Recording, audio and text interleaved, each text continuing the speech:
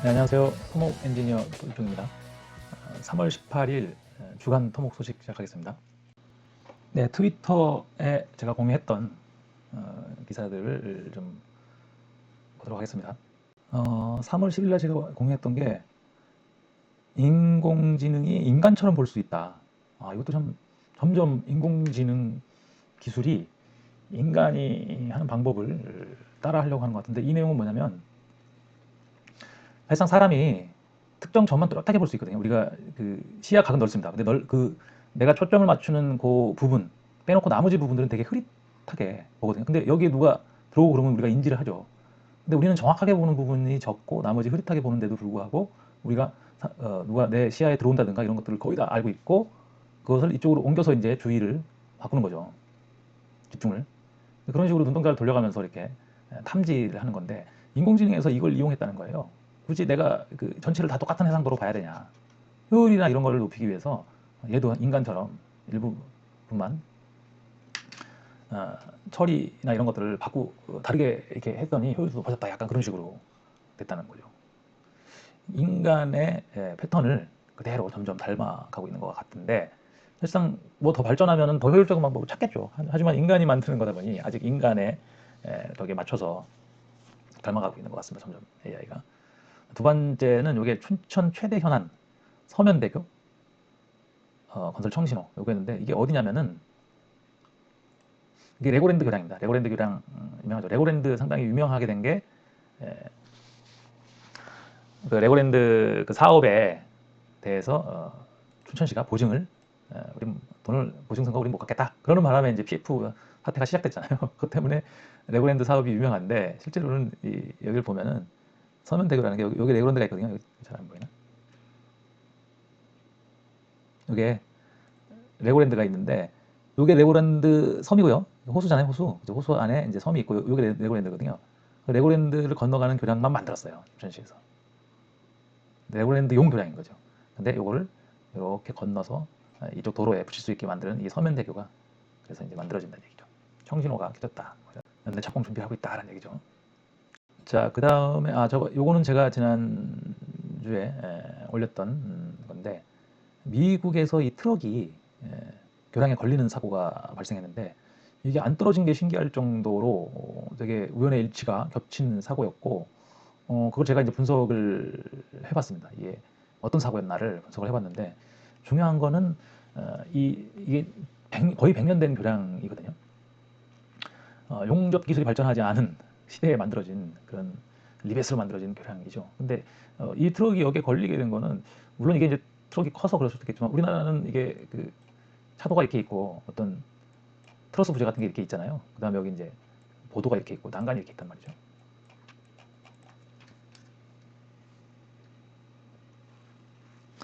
물론 우리나라는 여기 요 부재도 보호를 해야 되고, 여기는 천만다행히 이 부재들을 안 건드렸어요. 이 차량이 다행이었지만, 우리나라에서는 이게 차량 방호책이라고 이렇게 방호책을 만들거든요.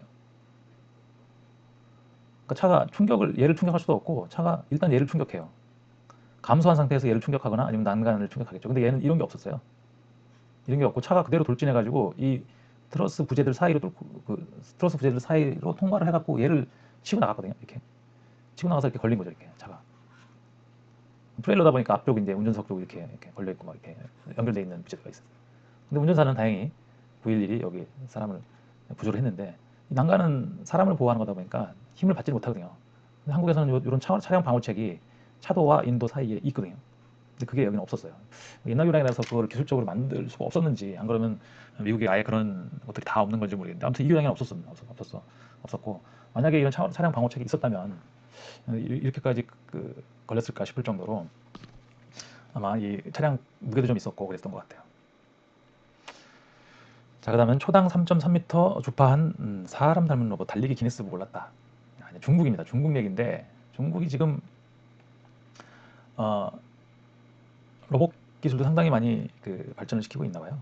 그래서 최근에 중국 기업 최근 자사가 개발한 휴머노이드 H1 이런 게 100m를 30초까지, 초속 3.3m를 달렸다. 100m를 30초에 달린 거죠. 거의 사람보다 느린 거죠. 사람 성인 남자 뭐 이런 보다. 그렇지만 로봇 중에서는 최고였다는 얘기. 아무튼 달리는 거 말고도 여러 가지를 할 수 있다. 바구니를 두 팔로 넘겨봤는데 몇 걸음 옆으로 이동해서 태클을 하고 이런 건 요즘 많이 다 거의 다 하죠. 아무튼 결국은 휴머노이드의 전쟁이 될 것 같고 그죠? 그리고 이제 로봇 자체보다는 거기에 인공지능을 어떻게 심어가지고 사람이 로봇을 조종할 수 있게 하느냐 뭐 이런 게임이겠죠 결국은. 자, 그 다음에는 강원 춘천의 수열 에너지 클러스터 조성이라고 나왔어. 요거 내용을 읽어보면은 수열 에너지 뭔가 했더니 춘천이잖아요. 춘천에 호수가 많기로 유명하잖아요, 그죠? 근데 수열 에너지라고 하면 따뜻한 것만 생각하잖아요. 뭐 지열 발전 뭐 이런 거, 그죠? 지열 에너지. 그러면 깊이 박으면 어, 여기 온도는 거의 일정하거든요. 뭐 10m 뭐 이런 식으로. 그러면 이 바깥쪽과 온도 차가 있어서 그걸 가지고 뭘 할 수가 있거든요. 좀 그런 건 줄 알았는데 여기는 또 재밌는 게 댐이 많은데 댐으로 물을 막아 놓으면 이 수심이 꽤 되잖아요. 이 밑에 쪽에는 바깥쪽에서의 어떤 기후 영향을 안 받습니다. 되게 차갑죠. 햇빛 때문에, 지구가 사실상 햇빛 때문에 따뜻한 거잖아요. 근데 햇빛이 도달하지 못하거든요, 깊어서. 근데 여기 온도가 나오니까 이 낮은 온도의 물을 이용해서 뭘 쓰겠다? 데이터 센터 냉각용수로 쓰겠다는 얘기죠. 그죠? 일반적인 하천의 상부에 있는 이런 물을 취수해 갖고 쓰면 온도가 어느 정도 높게 나오겠죠. 근데 얘는 아래쪽에서 그 물을 갖다 쓰려고 하고 그걸 데이터 센터 냉각용으로 쓰겠다는 얘기인데. 데이터 산업 단지 육성. 그래서 이 수열과 데이터 산업과 무슨 상관이 있지 이렇게 봤더니 그런 냉각수 용이라는 얘기죠. 자, 그 다음에 인천 1호선 검단 연장선 전 구간 지하터널 관통했다는 얘기예요. 관통. 터널이 관통했으니까 이제 거기다가 레일 깔고 이제 차량 투입해서 개통만 하면 되는 건데 내년 상반기 개통. 2025년 상반기. 2025년 상반기 개통 예정이라는 얘기죠.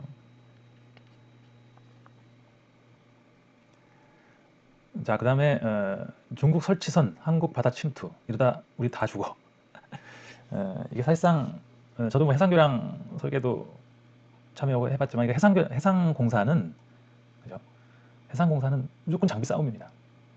큰 장비로 얘를 한 방에 가설할 수 있으면 그게 엄청 효율적인 거예요. 근데 그 큰 장비를 만들기가 쉽지가 않죠. 왜냐하면 많이 가설을 해야지 그 장비를 만든 그 비용을 회수할 수 있잖아요. 그러니까 이게 규모의 싸움인 거죠. 그죠? 그래서 우리 해상교량 설계하다 보면 뭐 주탑 같은 거 또는 거도 같은 거, 뭐 3,000톤 예전에 제가 한참 해상교량 설계할 때 3,000톤 크레인이 제일 큰 거였는데 지금은 우리나라에서 3,000톤보다 훨씬 커졌을 겁니다. 아마. 얘는 무게는 무겁진 않아요. 그죠? 교량처럼 이렇게 헤비하진 않는데 얘는 길이가 크니까 그 길이를 핸들링 해야 되는 거죠. 여기를 잡고 예를 들어서 여기를 잡고 뭘 얘를 핸들링 할 거냐, 이 위에서 얘를 잡고 핸들링 할 거냐에 따라서 안정성이나 안전성이 이렇게 다르거든요. 그러다 보니까 이런 해상 풍력, 뭐 풍력이 됐든 뭐 교량이 됐든 뭐든지 해상에서는 소소하게 거기서 멀리 나가잖아요. 바닷가에서 해안가에서 멀리 나가다 보니까 한 방에 가서 해야지. 안 그러면 왔다 갔다 하면서 그런 이동 시간, 비용 이런 것들이 많이 소모가 돼요. 그래서 장비 싸움입니다. 그래서 여기도 지금 보면 뭐 설치선, 중국 설치선 한국 바다 침투 우리 다 지금 이렇게 나왔는데 뭐 어쩔 수가 없죠. 장비 싸움이다 보니까 적절한 장비를 빌려서 쓰는 게 그게 이제 우리나라 거든 뭐 외국 거든 물론 외국계 그 장비를 한국까지 와야 되니까 그런 이동 비용이나 이런 거가 분명히 있을 건데 그래서 작은 장비로 복잡하게 하는 것보다 큰 장비 한번 그런 이동 비용까지 다 포함해서 하는 게 더 경제적일 수 있다는 얘기겠죠. 자, 그 다음에 요 엔지니어링 데일리가 반 글로벌 한국 엔지니어링이라는 책을 발간했는데 글로벌 스탠다드하고 좀 다르다 한국 엔지니어링이 뭐 그런 얘기죠. 주로 이제 건설에 관계된 얘기입니다. 건설 얘기인데 제가 쭉 읽어봤는데 되게 잘 정리돼 있어요. 잘 정리되어 있는데 좀 아쉬운 거는 사람에 대한 게 없었습니다. 이게 다 엔지니어링 사람이 한 거잖아요. 근데 한국은 지금 기업들이 주도를 하고 있죠. 그러니까 법에서 엔지니어를 정의하지 않고 있다 보니까 법에서 기업들이 엔지니어를 고용해서 써라 이렇게 돼 있는데 그러다 보니까 이제 사람에 대한 법도 없고 그래서 사람들이 지금 이탈하고 있는데 이제 그거에 대한 좀 문제의식이 좀 부족한 것 같더라고요. 뭐 이 엔지니어링 데일리라는 신문은 엔지니어링 협회에서 발간하는 거고 엔지니어링 협회는 그 업체들의 오너의 모임이잖아요. 업체들의 모임이라기보다는 결국은 업체들이 모일 수는 없으니까 업체의 오너들이 모인 거잖아요. 결국 오너 경영자. 그러다 보니까 사람에 대한 거는 사실상 그렇게 관심이 없을 수밖에 없겠죠. 자, 그 다음에 보면은 대기업도 속수무책, 해외건설 외화벌이 가세. 해외건설 외화벌이 가서 떼인 돈 쌓였다. 라는 얘기입니다. 뭐 이거는 우리가 2000년대 중반인가요? 우리가 이게 2000년대 중반에 초반 내지 중반 될 거예요. 한참 이제 그 해외 나가서 플랜트 수주 같은 거 엄청 했거든요. 그때도 수주가 목적이었지 수익이 목적이 아니었어요. 일단 수주하고 보는 거죠. 특히 이제 어마어마하게 큰 기업이다 보니 이제 임원들이 이제 뭐 본부장급이겠죠. 뭐. 가서 수주를 합니다. 근데 본인은 뭐 우리나라 본부장 보통 뭐 2년 뭐 3년이면 물러나잖아요. 그러니까 자기 부임 시절에 수주를 해놓고 그다음에 그게 완공될 때는 뭐 2년 3년 안에 끝나는 공사는 별로 없잖아요. 그러니까 무책임하게 그런 경우가 많은데 사실상 돈을 떼인 돈이 있다는 얘기 이거는 뭐냐면 리스크 관리죠. 상당히 이게 그 해외 사업에는 리스크 관리가 되게 중요하거든요. 이거 떼일 수 있는 건가? 그다음에 관리죠. 떼이지 않게 또 관리하는 그런 노하우들이 아직까지 한국에서는 많지는 않고 그런 걸 알고 있다고 하더라도 어느 정도는 야 그래도 수준은 일단 해갖고 잘 관리하면 되지 않겠냐 약간 뭐 그런 식으로 단기간에 어떤 이익을 위해서 움직이는 경우가 좀 많이 있죠. 자, 그다음에 공사비 갈등의 공사 분담 속출 공공공사도 흔들한다. 이게 상당히 심각합니다 지금 이거. 이게 지금 주로 민간 사업에만 문제가 있는 걸로 나오고 있지만 여기 지금 공공공사도 흔들어하고 있다고 나오잖아요. 실제로는 지금 결국은 뭐 이자 이런 것도 중요하지만 이제 물가인 거죠. 물가가 많이 올라서 인건비, 뭐 자재비, 인건비 이런 게 많이 올라서 옛날에 계약했을 때하고 지금하고 상황이 많이 달라졌는데 물론 공공공사에서는 엑스컬레이션 이런 제도가 있긴 하지만 그게 못 따라가고 있다는 얘기죠. 그래서 수익률이 떨어지고 뭐 그렇다는 얘기고 물론 뭐 민간에서는 훨씬 더 큰 타격이 있고요. 공공공사도 지금 문제가 생기기 시작했다라는 얘기죠. 자, 그 다음에 이 클로우드라는 이 LLM이 내가 보기에는 당연히 오픈 AI의 챗GPT가 1등이에요.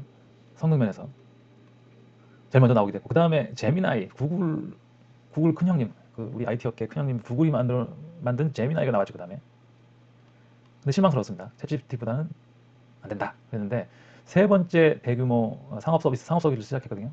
클로드가 나왔는데 이 클로드가 챗GPT하고 맞먹거나 제미나이보다는 낫다 이런 지금 판단들을 하고 있거든요. 큰형님인 구글이 지금 체면을 좀 부리고 있는 상황이고 제가 클로드를 가지고 한번 제가 여태까지 테스트했던 제가 챗GPT와 제미나이를 가지고 테스트했던 그 사항들을 한번 영상을 만들어서 올릴 예정입니다. 자, 그 다음에 요 소식은 이거는 뭐 한국뿐만 아니라 전 세계가 비슷한 상황인 것 같고 그런 것 같은데 이제 해안 침식 얘기입니다. 해안 침식. 모래사장이 이렇게 쓸려나간다는 옛날에 이렇게 생겼었는데 그죠? 옛날에 이렇게 갖고 되게 넓잖아요. 모래사장이. 그랬는데 이게 지금 이렇게 돼 있다. 하는 얘기고 그걸 막으려고 이런 그 잠재라 그러죠. 제방인데 물속에 잠겨 있는 이런 것도 만들어 보고 그랬다는 건데 여기 이 기사를 읽어보면 문제가 이런 공사를 해서 그렇다는 거예요. 공사장이 이렇게 넓었었는데 이 그 발전소를 만들면서 이제 그 배를 대고 여기서 연료를 이제 발전소는 당연히 이제 석탄이나 뭐 가스 뭐 이런 거잖아요. 그래서 아무튼 어찌됐건 그런 것들을 수심이 어느 정도 되는 데에 만들어야 되나 이거를요. 해안 구조물을. 그래서 그거를 길쭉하게 그 배를 정박시키려면 파도를 또 막고 해야 되니까 그런 인공 방파제를 만든 거죠. 거기다가. 이거가 만들어지고 나서 상황이 이렇게 바뀌어나갔다. 그렇게 환경 논자들은 주장하고 있고 그래서 실제로 이렇게 막 다 침식이 돼가지고 아마 도로가 근처에 있었나 봐요. 도로까지도 막 침식이 되는 그런 상황이 발생했고 뭐 이렇게 겨우겨우 이렇게 마대로 쌓고는 있는데 그걸로는 한계가 있겠죠. 그래서 이렇게 여기 지금 도로가 있었나 봐요. 도로가 있었는데 침식이 돼갖고 지금 이렇게 거의 지금 도로에 가까이 왔죠 지금. 그리고 항만기술 전문가 기업 박사는 뭐 이런 대안을 제시했는데 돌제 아마 이게 튀어나온 걸 돌출된 걸 돌제라나 보죠. 온백축조는 적절한 조치가 아니다. 침식대지를 제대로 만들지 않은 채 외측에 대규모 방파제를 건설하면 또 방파제 배후 쪽에 다량의 토사 이동이 발생하기 때문에 전반적으로 제대로 검토를 해서 해야 된다. 약간 그런 식으로. 이렇게 잠재도 여기가 이제 요게 아마 그 발전소 만들 때 만들어진 방파제인 것 같습니다. 여기에 아마 배대는 시설이 있고 여기 아마 이 배를 보호하기 위한 그런 방파제인 것 같아요. 근데 이게 한국에서만 있는 문제는 아닌 것 같더라고요. 해외에서도 이것 때문에 제가 주간 토목 소식에도 한번 좀 다뤘던 것 같은데, 그죠? 이거를 이렇게 모래를 계속 채워놓는 게 아니라 여기다가 뭐 크게 뭘 하나 만들었다고 했나 그랬더니 그게 조금 나아졌다. 뭐 이런 방법 자체가 전혀 다른 방법으로 접근해야지 이렇게 구조물을 만드는 방법으로는 해결이 힘들다. 그런 내용이었던 것 같습니다. 자, 그다음에 이 동영상은 제가 공유를 했는데 이제 선박에도 뭐 바람을 이용하거나 태양광을 이용하거나 해갖고 재생에너지로 선박을 만들려는 그런 노력들도 인지니어들이 하고 있다는 얘기입니다. 자, 그 다음에 이거는 이제 구글이 또 내놓은 건데요. 사실상 이 원천 기술들은 구글이 훨씬 많은 것 같은데 실제 상품인 그 챗봇은 지금 현재 챗GPT가 앞서가고 있죠. 그러니까 구글이 말 그림 대신 스케치로 지시하는 로봇 모델을 개발했다는 거예요. 뭐 이런 식으로 이렇게 그리면 서랍을 빼는 그림이잖아요. 얘가 이제 서랍을 뺀다는 얘기예요. 지시를 그림을 통해서 하는 걸로 뭐 이런 모델이 나왔다는 겁니다. 그래서 이렇게 뭐 그리는 스케치를 이렇게 해갖고 이렇게 만들어놔. 그러니까 여기 있던 이렇게 갖다 놓는 거죠, 그죠? 그러니까 얘가 지금 이런 스케치를 인식한다는 거잖아요, 그죠? 대단한 거죠. 그런 걸 보면 도면이나 이런 것도 인식해서 뭔가 할 수 있는 스케치하고 도면하고는 조금 다를 수 있긴 한데 큰 의미에서는 같은 그림으로 본다면 가능할 것 같기도 하죠. 자, 그 다음에 얼마 전에 이제 프리츠커상이라고 있는데 프리츠커상이 이제 토목 쪽에서는 관심이 없지만 이제 그 노벨상, 건축계의 노벨상이라고 하거든요. 건축계의 노벨상. 여기 이제 일본이 9명 받을 때 0명 부역 뭐 우리가 잘 알고 있는 안도 타다오 뭐 이런 사람들이 받은 걸로 알고 있는데 한국 건축 멀었다. 근데 이제 프리츠커상을 우리나라 한 명도 못 받고 일본 9명이나 받았다는 얘기인데 이게 저는 그 일본은 건물에 대한 장인을 만들려고 하거든요. 그러니까 일본은 건물에 대한 관한 한뭐 재료, 공학 플러스 예술, 뭐 예술이 먼저 오겠죠. 건축이니까 이렇게 가르칩니다. 실제로 공학을 가르쳐요. 뭐 다른 쪽에서도 공대에 이런 그 디자인과 접목된 그런 과목 그 전공들이 꽤 많더라고요. 근데 한국은 이상하게 건축이 건물뿐만 아니라 어벽을 넓히는데 되게 노력을 하고 있어요. 밖으로 나와요. 막 건물 밖으로. 그다음에 도시, 뭐 도시계획. 그다음에 디자인하고 건축은 좀 다를 수 있거든요.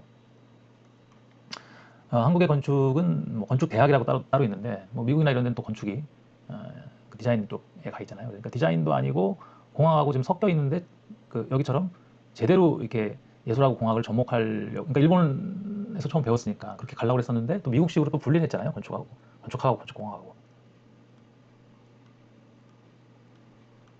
그러니까 이도 저도 아닌 일본 모델도 아니고 미국 모델도 아닌 이상한 방향으로 갔죠. 그리고 업종을 하는 사람들이 건축사인데 열악하죠. 이게 아틀리에 건축사 사무를 해갖고 이렇게 예술적인 그런 것만 해서 먹고 살기가 힘들어진 거죠. 그러니까 이게 좀 철학의 부재가 아닌가 저는 그렇게 생각이 되는데 참 어려운 문제죠. 문제는 근데 우리들이 봐서 큰 문제는 사실상 저는 이게 문제가 그런 그 일본식도 아니고 미국식도 아닌 공학과 예술이 어중간하게 분리된 문제는 결국 안전 문제, 건물의 안전 문제로 나타날까봐 좀 겁이 나는 거죠.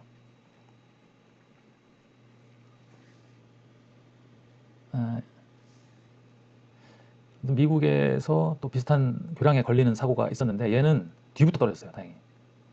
여기에도 이게 차량 방어책처럼 보이긴 하는데 한국에서는 이제 차량 방어책도 있긴 하지만 강성 방어벽을 많이 쓰긴 하죠. 콘크리트로 되어 있는. 얘도 뭐 규모로 봐서는 그냥 뭐 보도가 없는 거 보니까 차량 방어책이긴 할 것 같습니다. 그러니까 여기 지금 사진을 보면 이렇게 거꾸로 매달린 거예요. 그러니까 운전석은 떨어지진 않았어요. 다행히. 페덱스 짐칸만 이렇게 뒤로 떨어져. 왜 이렇게 됐는지 충격을 해갖고 뭐가 이렇게 된 것 같긴 하죠. 그죠? 여기 지금 여기 다른 차량도 같이 떨어졌네요. 여기 지금 보면 난간이 지금 방어책이 전혀 없어졌잖아요. 다. 뭐 서로 부딪히고 막 그러면서 같이 떨어진 모양인데 여기 당연히 안 떨어져가지고 만약에 떨어졌으면 좀 충격이 좀 있었을 수 있겠지. 이게 한 7, 8m 돼 보이긴 하는데 자, 요 뉴스도 아까 그 해안 침식하고 연결된 뉴스인데 이게 뭐냐면 폭풍이 이제 올 때마다 물이 어떤 마을을 상당히 이제 뭐 비싼 마을인가 봐요. 그래서 이 사람들이 이걸 이제 보호를 해달라고 모래 언덕을 쌓았대요. 모래 언덕을 쌓았는데 3일 만에 이게 다 날아갔다는 얘기예요. 6억짜리. 그래서 또 쌓아야겠죠. 또 쌓아야 되는데 이제 이게 말이 많은 거죠. 그러면 계속해서 쌓다 보면은 이게 일회용 시설이 돼 버리는 거죠. 그래서 차라리 이주를 해야 되는 거 아니냐, 뭐 이렇게 약간 논란이 벌어지고 있는데, 아무튼 사람들이 사는 환경이 뭐 기후 변화의 영향일 수도 있겠지만, 아무튼 해안가, 그죠? 해안가는 뭔가 변화가 앞으로 많이 있을 것 같다는 생각이 드는 거죠. 그죠? 기후 변화에 의해서 해수면도 당연히 올라가고 해수 온도도 올라가지만, 뭐 이런 태풍이나 이런 것도 상당히 그 강도가 세지고 있거든요. 자, 그 다음에 요 소식인데, 초전도체 한참 화제가 됐었는데, 요거는 뭐냐면 자연 광물에서 비재래식 초전도체 물질을 발견했다는 얘기인데, 이게 그냥 이거를 저는 처음에 이 광물질로 초전도체를 만들 수 있나 뭐 이런 거였는데, 그게 아니라 이 광물질이 초전도체 특성을 보인다는 거예요. 그래서 얘를 연구를 하면 그러니까 자연 광물이라는 얘기는 그냥 자연 상태라는 얘기잖아요. 그러니까 자연 상태 온도죠. 일반 온도. 지금은 뭐 초저온이 돼야지 실현이 가능한 거잖아요. 그래서 이거를 연구하면 초전도체의 비밀을, 그러니까 상온에서의 초전도체의 비밀을 밝혀낼 수 있지 않냐, 연구용으로 이제 광물질을 써서 밝혀내려고 하는 것 같아요. 자, 그다음에 아까 소개드렸던 엔트로픽이, 이게 이제 아까 챗GPT와 거의 맞먹는 성능을 보이고 제미나이는 제낀 것 같다라고 이렇게 말씀드렸는데, 여기에 지금 모델이 세 가지입니다. 세 가지. 제일 큰 모델부터 제일 작은 모델까지. 근데 뭐 제미나이도 세 개로 나눠 있잖아요. 그런 것처럼 얘가 지금 하이쿠라는 게 제일 작은 모델이고, 그 다음에 소네트가 중간이고, 그러니까 작은 게 하이쿠, 이거 일본어더라고요. 하이쿠. 그 다음에 중간이 소네트. 그 다음에 제일 상위 버전이 오퍼스. 이게 유료 버전인데, 다 이제 우리가 보통은 챗GPT도 그렇지만 과금이 토큰 수로 되잖아요. 그래서 이게 제일 저렴하고 뭐 이렇게. 그래서 속도도 빠르고요. 밑으로 갈수록 모델이 작으니까 속도도 빠르고, 위로 갈수록 성능은 좋은데 속도는 좀 느려지고, 그런 차이가 있다고 합니다. 자, 그 다음에 남는 전기를 모래열로 저장한다. 이거 예전에도 한번 저희가 주간 덕목 소식에서 다룬 적이 있는 것 같은데, 이런 거예요. 폴라 나이트 에너지. 아무튼 태양에서 오는 에너지를, 그죠? 열 에너지로 이 모래에다가 저장한 거예요. 모래 배터리죠. 13m 높이의 모래 배터리를 건설이라고 표현해요. 건설.